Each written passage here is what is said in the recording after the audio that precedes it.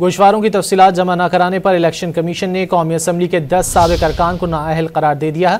सिंध और बलोचिस्तान असम्बलियों के भी 7 मेंबरान को नाअहल करार दे दिया।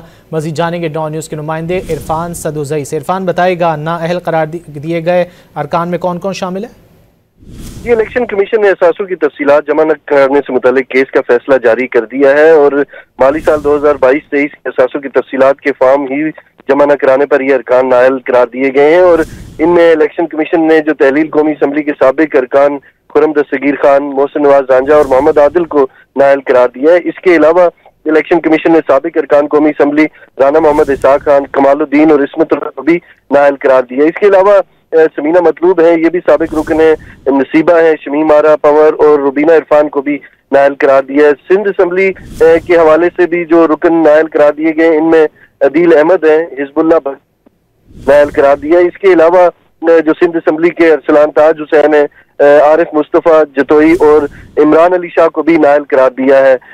इलेक्शन कमीशन ने जो सिंध असम्बली के मजीद अरकान है, उनमें अली गुलाम है और ताहिरा को भी नाअहल करार दिया।